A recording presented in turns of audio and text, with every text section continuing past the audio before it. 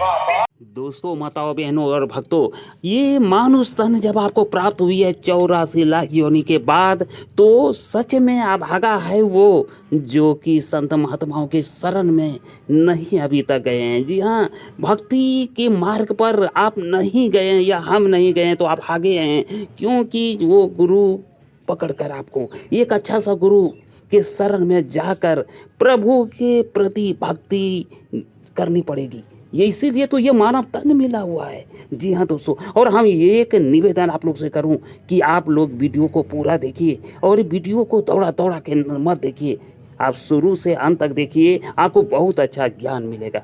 दोस्तों, माताओं और भक्तों, आप लोग अभी देख रही है जो गा रही है बहन जी, ये बहन जी कुछ प्रश्न उत्तर भी करती है और हमारे गुरुदेव अनुदास महाराज जी का ये प्रश्नोत्तरी कार्यक्रम है जो कि आप शास्त्र, धर्म, वेद, पुराण, सनातन धर्म से कुछ भी प्रश्न आप पूछ सकती हैं या पूछ सकते हैं। जी हाँ दोस्तों, तो हेलो दोस्तों, मैं अपने गुरुदेव बागेश्वर बाबा के चरणों में दंडवत प्रणाम करता हूँ।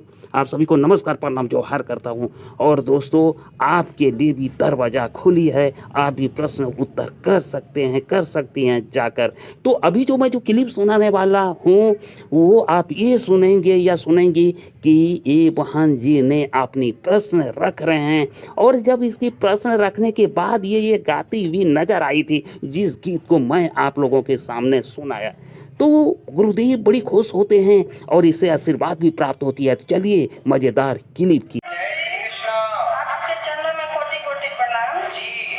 गुरु जी, आपको सब लोग बोलते हैं कि श्री कृष्ण जी है, लेकिन मेरे नजर में तो आप राम जी लगते हैं। इसलिए लगता है कि आपका इतना सरल स्वभाव है राम जी के जैसा, और आपका माता पिता कौशल्या और दशरथ जी है, और गुरु माँ सीता और आप राम, और राम और सीता को दो लोग खुश है।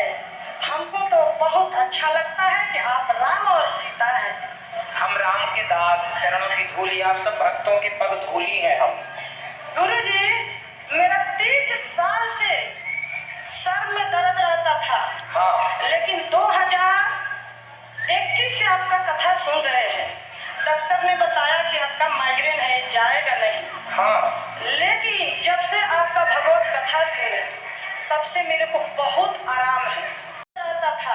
हाँ। लेकिन 2021 से आपका कथा सुन रहे हैं। डॉक्टर ने बताया कि आपका माइग्रेन है, जाएगा नहीं।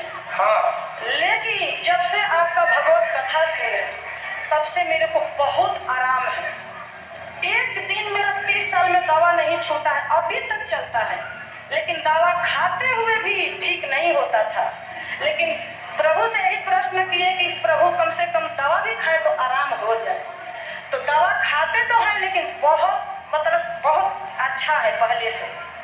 बहुत मेरे को कथा सुनने से ना दिमागी बीमारियां ठीक होती है। मस्तिष्क को क्या चाहिए? रिलैक्स, शांति। और आप याद रखिएगा, आप दिन भर बिल्कुल मस्तिष्क में कुछ ना कुछ आपके चलता ही रहता, और जब कुछ ना कुछ चलेगा, पल भर के लिए रेस्ट नहीं करेगा आपका दिमाग। दिन भर बिल्कुल मस्तिष्क में कुछ ना कुछ आपके चलता ही रहता, और जब कुछ ना कुछ चलेगा, पल भर के लिए रेस्ट नहीं करेगा आपका दिमाग, तो उसके नुकसान तो होंगे।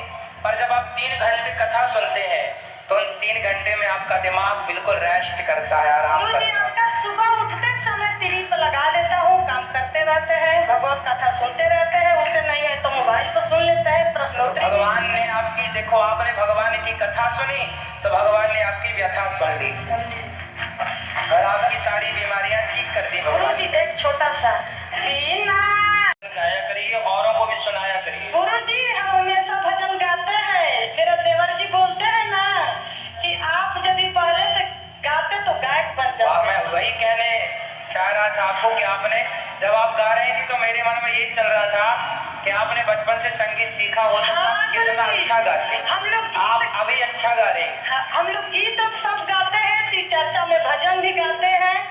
और पिछले जून में हम आए थे, और फिर अगस्त में आए थे, फिर जून में। 1 साल में 3 बार आए, लेकिन अब की बार तीसरा बार में आपसे बात हो गई। और देवरानी लोग को भी लेके आए हैं, और ससुर जी को भी लेके आए, देवर को भी लेके आए हैं, इन लोग को घुमाने के लिए। ये मेरी देवरानी नहीं, गुरु जी भगवान करे आपकी देवरानी जेठानी ऐसे सबकी हो।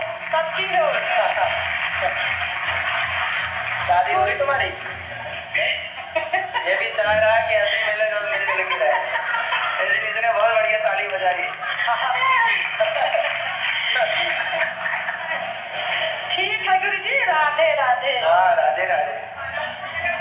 मेरा नाम आर्यन है और मैं दिल्ली से आया हूँ। आपके चैनल में मेरा कोटि कोटि प्रणाम। खुश रहो। मेरा प्रश्न ये है कि हम पहले 3-4 साल पहले नॉनवेज खाते थे, तो उस बर्तन में लड्डू गोपाल का भोग लगा सकते हैं? काहे लगाओगे? फेंको वो बर्तन। नहीं, मतलब लड्डू गोपाल अभी लेंगे, अब नहीं खाते। तो जब अब नहीं खाते तो बर्तन वर्तन भी हटाओ। वही तपेली गंजी वंजी दो चार ही ऐसी होंगी, हटा दो। भगवान को भोग काहे लगाओगे? भगवान को भोग लगाने की थाली। दोस्तों, माताओं और भक्तों, आप लोगों ने सुने ना कथा का महत्व को, कि इस बहन जी को माइग्रेन हुई थी, माथा में आधा दर्द होती थी, और जब डॉक्टर के पास दिखाई तो डॉक्टर ने कह दिया कि ये जिंदगी भर के लिए रहेगी, ये ठीक होने वाला नहीं है। लेकिन बहन जी का कहना है कि जब से इन्होंने भागवत कथा यानी जब से कथा सुनना प्रारंभ किया है दोस्तों, इन्होंने कहता है मैं पूरी तरह ठीक हूँ, जबकि ये बीमारी पिछले 30 साल से थी।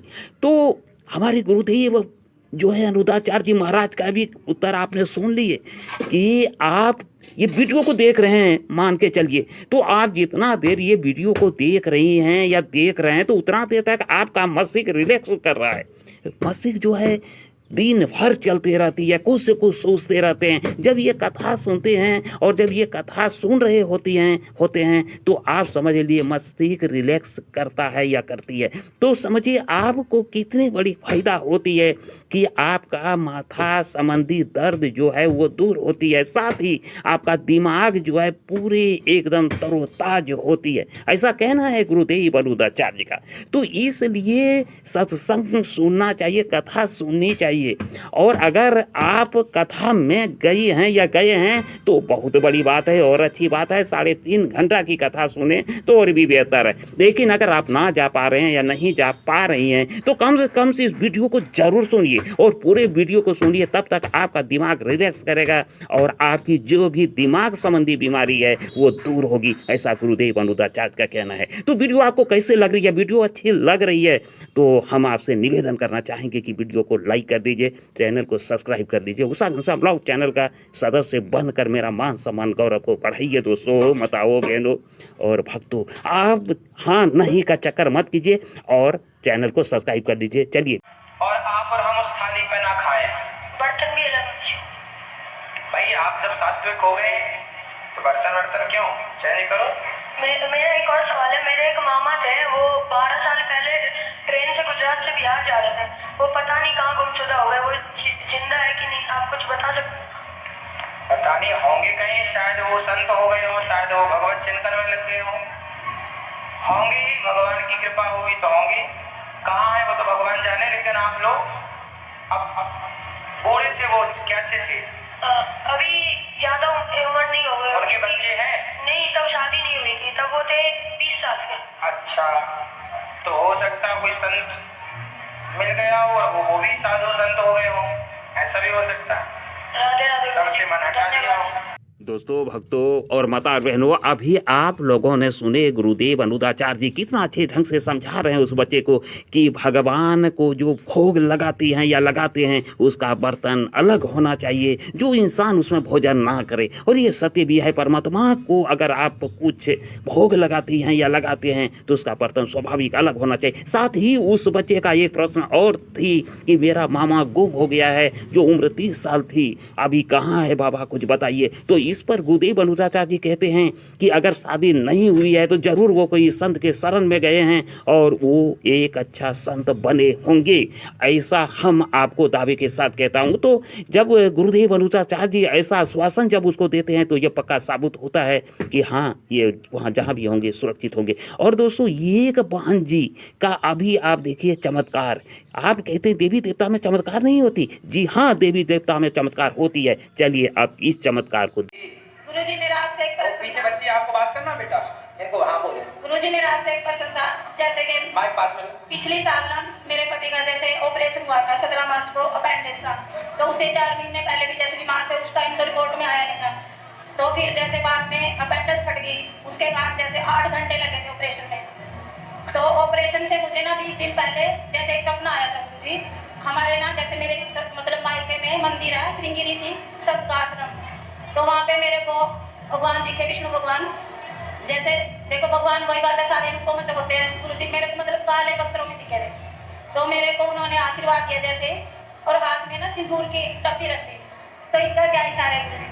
हाँ, तो आपको कृपा करके दर्शन दे दिए, सिंदूर रख दिया आपके हाथ में। हाँ महाराज जी, जैसे मैं मंदिर के सामने खड़ी थी, जैसे गेट पे आपके पति कहाँ है? ये बच्चे आपके सुहाग पर कोई कष्ट आने वाला था, और जैसे- भगवान ने आपके सुहाग की रक्षा करते हुए सिंदूर पकड़ा दिया कि देख मैं तेरे सुहाग की रक्षा कर रहा हूँ। और जैसे गुरुजी जब ऑपरेशन चल रहा था इनको, तब मैं घर में थी, जैसे मेरे बच्चों के पेपर से एक्स्ट्रा एग्जाम चल रहे थे, तो मैं ना जैसे बार बार यही सोच रही थी, भगवान मेरे को वही बार बार सपना याद आ रहा था। जैसे भगवान का चिंतन करिए, भगवान आपके साथ। महाराज जी मैं 5 साल से आपकी कथा सुनती हूँ, मैंने कथा से इतनी चीजें सीखी है। मैं सोचती हूँ अगर मैं बचपन से कथा सुनती तो मैं क्या से क्या सीख जाती। सही, खुश रहिए। आशीर्वाद दीजिए गुरुजी मेरे को। माताओं, बहनों एवं भक्तों, अभी स्वान जी का मुख से आप खुद सुने कि जब ये भगवान के मंदिर में गई थी तो भगवान इसके हाथ में एक तरह से सिंदूर पकड़वा दी थी, सिंदूर की पुड़िया, और उसी समय भगवान इसे आशीर्वाद दिया कि आपका पति सुरक्षित रहेगा और सुरक्षित घर भी लौट जाएगा। और ऐसा ही हुआ, सुरक्षित घर भी लौटा। लेकिन आप सोचिए कि अपेंडिक्स फट चुका था, और अपेंडिक्स फटना कितना मुश्किल वाला भरा काम है ये तो डॉक्टर ही बता सकते हैं। लेकिन इतना जरूर कह सकता हूँ कि खतरे से खाली नहीं थी। लेकिन भगवान की आशीर्वाद, आज इसका पति साथ है और भगवान ने सिंदूर की पुड़िया पकड़वा के इसको सही सलामत यानी सुहागवती होने का एक तरह से वरदान दिया। और अब आपका क्या कहना है, क्या ये चमत्कार थी या नहीं? अगर चमत्कार थी तो हम दोबारा आपसे रिक्वेस्ट करना चाहेंगे कि वीडियो को आप लाइक कर दीजिए, चैनल को सब्सक्राइब कर लीजिए। हाँ नहीं का चक्कर में आप नहीं फंसिए, और आप दिल से और अभी और इसी वक्त चैनल को सब्सक्राइब कर लीजिए। हमको उम्मीद है कि आपने चैनल को सब्सक्राइब कर लिए होंगे, इसलिए हम आपको दिल से धन्यवाद देते हैं। और इसी तरह का वीडियो, चमत्कारिक वीडियो आपको बराबर दिखाता रहूंगा। दोस्तों मिलता हूँ अगला ब्लॉग में, तब तक के लिए